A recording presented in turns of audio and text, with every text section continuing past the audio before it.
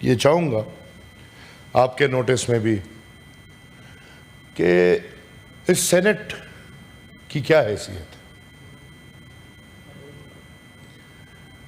میں تو سمجھتا ہوں کہ ایک اسکول یا کالج میں جو تقریروں کا مقابلہ ہوتا ہے اس میں شاید سینٹ سے زیادہ حیثیت ہو. اس میں جو اچھی تقریر کر لے کم سے کم اس کو ایک انعام مل جاتا ہے. یہاں پہ تو تقریریں کرو، کرتے جاؤ، لوگ سنیں گے، عوام بھی ٹی وی پہ سنے گا اور حکومت بھی ماشاءاللہ ٹی وی پہ سنے گی. اور سر یہ کرسی کی تذلیل ہے. سامنے حالت دیکھیں، یہ سینٹ ہے، 3 گھنٹے کا اجلاس جو شام کے 5 بجے بلایا جاتا ہے، 8 بجے اس کی حالت یہ ہے کہ اجلاس ابھی چل رہا ہے، ایک وزیر نہیں، ایک ایڈوائزر نہیں، جہاں پہ وزیروں اور ایڈوائزروں کی قطاریں ہیں. ایک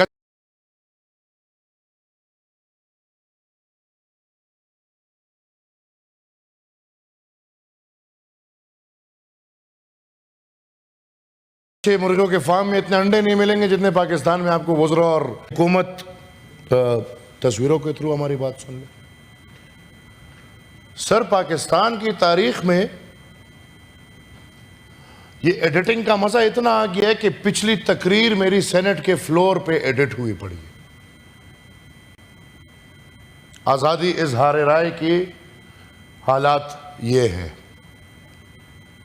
کہ نہ کوئی الفاظ اس دن ایکسپنچ ہوئے ہیں، سیکرٹری صاحب بیٹھے، اور میں یہ اپنی توہین سمجھتا ہوں، میں یہ اس سینٹ کی توہین سمجھتا ہوں. اگر میں چاہوں تو میں عدالت بھی جا سکتا ہوں، کیونکہ as a senator this is my ultimate right. میرے پاس تو اور اختیار الحمدللہ ہے نہیں، میرے پاس کیا سینٹ کے پاس نہیں ہے. تو جو ایک اختیار ہم نے دیا ہوئے اس پلیٹ فارم کو آپ نے تقریروں کا مقابلہ بنایا ہوئے، ہماری تقریریں آفیشیل ویب سائٹ سے کاٹی جاتی ہیں. میں انشاءاللہ اس تاریخ دن یہ التجا کروں گا کہ اس کرسی کے پاس بڑی طاقت ہے. سر واہ، کاش ایک دن اس کرسی پہ میں بیٹھوں، میں بتاؤں کہ اس کرسی کے پاس کیا کیا طاقت ہے. ادھر پھر تقریریں نہیں ہوں گی، سیدھے لکھائیاں ہوں گی، مسئلے حل ہوں گے. سر ایک نوٹس لے لے کہ سینٹ کے آفیشیل تقریریں کیسی کاٹی جاتی ہیں، یہ تو حد ہے. اب آتا ہوں سر اس تقریر مقابلوں میں، چونکہ کچھ ہوتا تو نہیں ہے، صرف ہم نے باتیں ہی کرنی ہوتی ہے. پوری قوم کی وکالت کرتے ہوئے میں یہ سوال پوچھنا چاہتا ہوں کہ این ڈی ایم اے اور پی ڈی ایم اے کیا ہے، کس لیے ہے، ان کا کیا کردار ہے. کیا این ڈی ایم اے اس لیے بنایا کہ وہ بس حکومت سیلاب آئے گا بنیر میں، سوات میں؟ این ڈی ایم اے بھائی بنیر میں نہیں ہے، سوات میں نہیں ہے، ویڈیو میں ہے، وہ وزیر اعظم صاحب کو بریفنگ دے رہے ہیں. What is this? P D M A کدھر ہے؟ اور پھر سر ہماری بدقسمتی، یہ سوال بھی میں پوچھنا چاہتا ہوں کہ قوم کو واضح ہو کہ وفاقی حکومت نے ہمارے پختونخوا کے ریسکیو 1122 کے کچھ اثاثہ قبضہ کیا ہوا ہے. قوم کو واضح ہو کہ وہ کیوں قبضہ ہے اور واپس کیوں نہیں ہو رہا. سر ہم سمجھتے ہیں کہ جب آفات زیادہ ہو تو حکمران بھی ذرا اپنے گریوانوں میں دیکھ لے اور عوام بھی ذرا اپنے گریوانوں میں دیکھ لے. Cloud burst is not a normal thing, I understand. ایک آفت ہے. شاید ان لوگوں نے یہ ٹرم ابھی سنا ہوگا، ہم تو بچے بڑے ہوئے ہیں، ہمارے پشتوں میں اس کو تو بہت اندر، یہ پانی کا تندر ہے بھائی. ہمارے پختوں کے تاریخ میں 3 قسم کے تندر ہے، ایک آگ کا ہے، ایک بجلی کا ہے، ایک پانی کا ہے. مطلب یہ کوئی نئی چیز بھی نہیں ہے. جہاں پر ہمارے لینگویج میں اس کے لیے ایک ٹرم ہے، ایک کانسیپٹ ہے. ہم سالانہ سیلابوں سے بچ نہیں پاتے، جو سالہ سال ہر سال سیلاب آتے ہیں، تو اس ملک میں بیچاری عوام کلاؤڈ برسٹ سے کیسے بچے؟ سر یہ باقی باتیں بیکار ہے. آئینی طور پہ پھر لوگ کہیں گے کہ ہم سب کچھ کو ادھر لے آتے ہیں، لیکن آئینی طور پہ آج بھی ان سب کا حل اسی میں ہے کہ 18ویں آئینی ترمیم پہ منوان عمل ہو. سیلاب کا، کلاؤڈ برسٹ کا، سب کچھ کا حل اس میں ہے کہ آپ ایک بہترین بلدیاتی نظام اس ملک کے عوام کو دے، اور اس بلدیاتی نظام کے وسائل، جو سارے وسائل ہیں، وہ ان کے سپرد کر دے. لاہور میں سیلاب نہیں آئے گا، لاہور کو سیلاب کی ضرورت نہیں ہے، لیکن سوات میں، کالام میں، دیر میں، ادھر ہر سال سیلاب آتا ہے، ادھر ضرورت ہے ادھر کے لوگ سوچ لیں گے اس کے لیے. ہم نے سب کچھ لا کے ایس ایف سی بنانے بھیا، ایک ونڈو. پھر نہ ہم نے ایک کو دیکھنے نہ دوسرے کو دیکھنا ہے، ہم نے سب کچھ کو لا کے ادھر سب کچھ کو وردی پہنانی ہے، سب کچھ کو ٹوپیاں پہنانی ہے، ہر چیز کو چاند تارے پہنانے، ہمیں یہ بڑا شوق ہے. N D M A is a failure, P D M A is a failure. اور سر اس وقت جو عجیب بات ہے، اور یہ بات میں قوم کے سامنے رکھنا چاہتا ہوں، کلاؤڈ برسٹ جیسی ہوتا ہے تو سر تنظیم کی شکل میں دو تنظیمیں ہیں جو منظم ہر وقت سیلاب میں یا ان چیزوں میں کام کر رہے ہوتے ہیں. ایک جماعت اسلامی کی تنظیم ہے الخدمت، جو الحمدللہ ایک بہت منظم تنظیم ہے، اور ایک سر ہمارا ایک چھوٹا سا بچہ ہے جس کو ہم نے 3-4 سال پہلے ایک ادارہ بنایا ہے، خدائی خدمتگار آرگنائزیشن، اور خدائی خدمتگاری کا ریوائول ہے. اب سر بنیر میں اور جہاں پہ سیلاب آئے ہیں وہاں پہ وہ سارے خدائی خدمتگار خدمت دے رہے ہیں. میرے ایک کیمپ کے خدائی خدمتگار کو نشانہ بنایا جاتا ہے.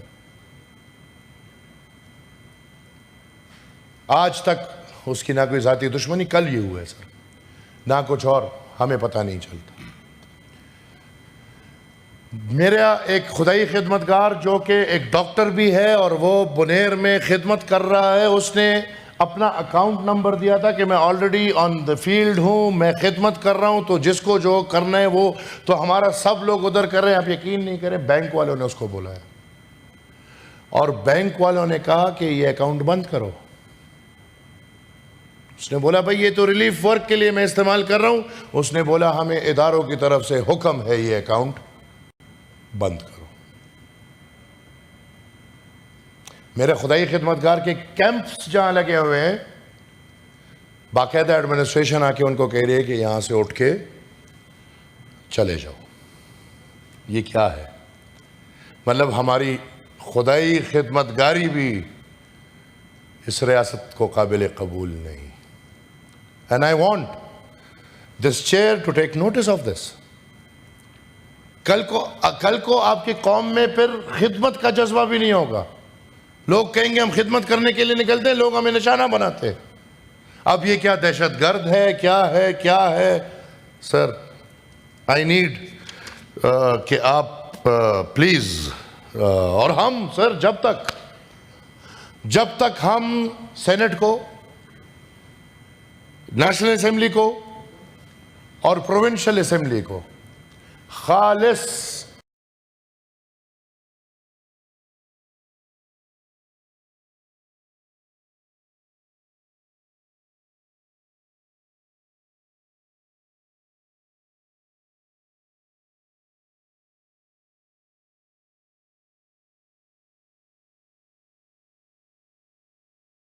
انصاف 5 منٹ بڑا انتظار کیے، 2 منٹ دے دے، سن لے نا. خیر ہے، کل آپ بھاگے ہیں وہاں سے تو ہم یہاں تو سنا دینا آپ کو. وہاں سے تو آپ بھاگ گئے تو یہاں تو سن لینا. چلے کرا start. Thank you sir, thank you sir. 2 minute. لیکن جب وقت آیا تو ہمارے بڑے اچھے دوست ہیں سر، لیکن مجبوریاں ہوتی ہیں. یہ کل بھی ہم نے کہا، ہماری بڑی بدقسمتی ہے، ہمارا جن سے گلا ہے وہ تو سامنے ہے نہیں. اب جب ہم ان سے گلا کرتے ہیں تو سامنے ڈال بن جاتا ہے. اب وہ بدقسمتی سے ڈال ادھر بھی ہے ادھر بھی ہے، جس کو ادھر بٹھا دیا وہ ہمارے لیے ڈال بن گیا. پھر وہ بیچ میں ایک بفر زون کا کردار ادا کرتا ہے، اور میرے خیال میں یہ بفر زون کا کردار ادا کرنا دونوں طرف زیادتی ہے، دونوں طرف.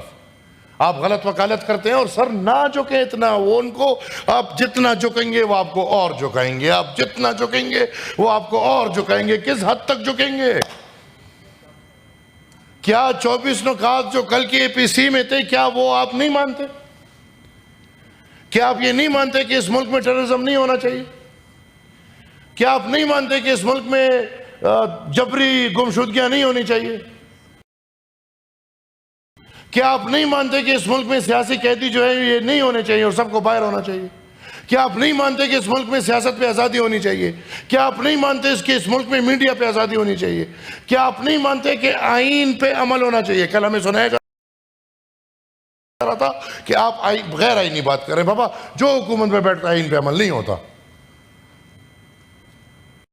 کیا آپ نہیں سمجھتے کہ 18 امنڈمنٹ ہونا چاہیے؟ کیا آپ نہیں سمجھتے کہ شوکت عزیز جو مسلم لیگ کا بندہ تھا جس نے ایک کام کیا اور 25th امنڈمنٹ بنایا اور فاٹا کے ایکس فاٹا کے 7 اضلاع سے مسلم لیگ نون نے وہ وعدہ کیا، کیا اس پہ عمل نہیں ہونا چاہیے؟ اس میں پھر بھاگنے کی کیا بات ہے؟ اور بدقسمتی سے یہ ساری وہ باتیں جو بنیادی باتیں، کل ہم نے کچھ اپنا ذاتی نہیں کیا. NFC ایوارڈ نہیں ہونا چاہیے، یہ تو آئین کی باتیں ہیں. لیکن بدقسمتی سے جب اچھے کوریڈور میں آپ بیٹھ جاتے ہیں تو انہی باتوں پہ آپ دستخط نہیں کر سکتے. ہاں کریں گے، یہی کاغذ میں آپ کو یاد دلاؤں گا، آپ دستخط کریں گے لیکن تب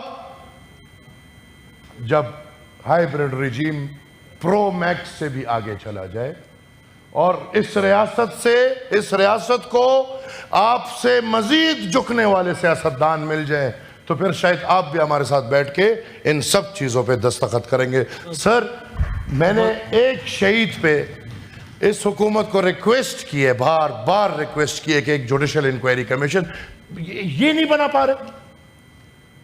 یہ ہماری ایک حیثیت ہے، ہمارے سامنے کمٹ کرتے ہیں اور پھر اچھا مجھے منسٹر صاحب جو ہیں ہمارے تارڑ صاحب، وہ مجھے کمٹ کرتے ہیں کہ جی اس کا طریقہ بھی مجھے سکھاتے ہیں. مولانا خانزیب شہید کی بات ہو رہی ہے، طریقہ بھی مجھے سکھاتے ہیں کہ اس کا ایسے کریں گے کہ کابینہ میں لے کر جائیں گے اور کابینہ منظوری دے گا اور کابینہ خط لکھے گا جج کو کہ آپ، تو میں نے کہا جی پلیز یہ کریں، وہ بھی نہیں کر پا رہے. کیوں نہیں کر پا رہے؟ اگر یہ ریاست کہتے ہیں کہ شہید مولانا خانزیب کو ٹی ٹی پی یا کسی ٹیررسٹ نے شہید کیا ہے تو بنا لے ایک انکوائری کمیشن، اس میں کیا ہے؟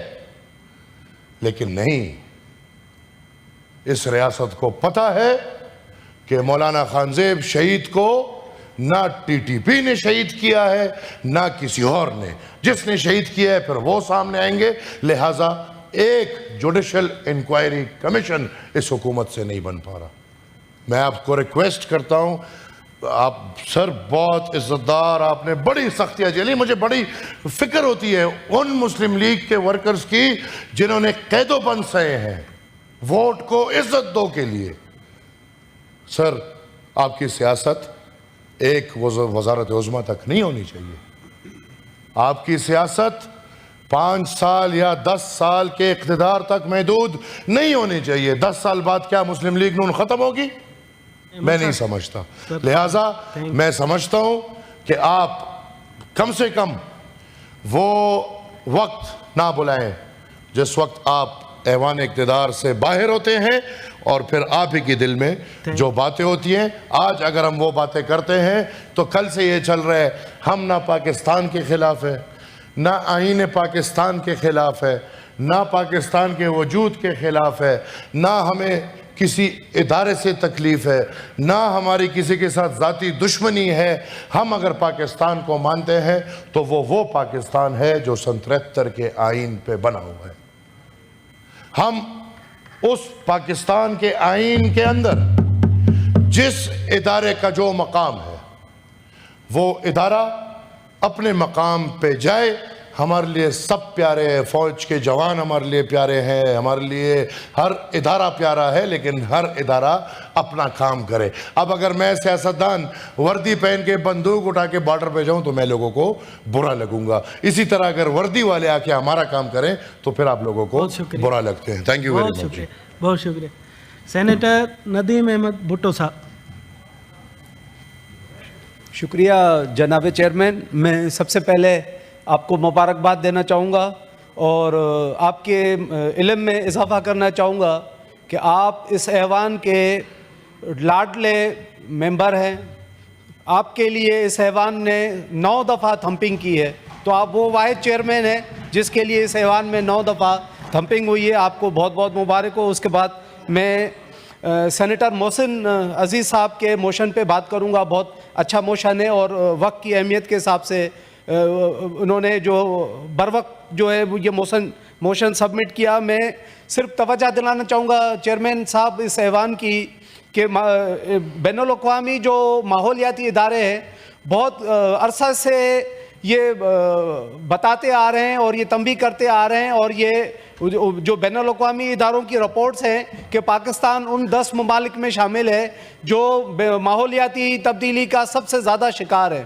تو یہ جو کلاؤڈ بسٹ ہو رہے ہیں، یہ جو فلش فلڈنگ ہو رہی ہے، یہ جو اربن فلڈنگ ہو رہی ہے، تو یہ اس کے لیے ہمیں پہلے سے تیاری کرنی چاہیے تھی۔ یہاں بات ہوئی NDMA کی اور بہت سارے دوستوں نے یہاں بات کی 2022 کے فلڈ کی۔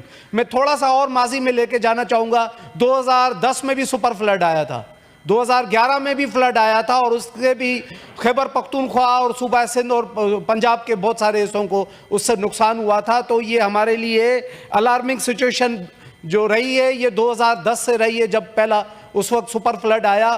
اس وقت ہمیں بہت کچھ سیکھنے کی ضرورت تھی، لیکن بدقسمتی سے ہم اس طرح نہیں سیکھ سکے اور حادثات ہی ہمیں سکھاتے ہیں۔ جب 2005 میں زلزلہ آیا تو پتہ نہیں کتنے دن تک ہمارے پاس وہ مشینری نہیں تھی کہ جس سے عمارتیں جو کولیپس ہوئی تھیں ان میں جو لوگ زندہ بچ گئے تھے ان کو باہر کیسے نکالیں۔ اب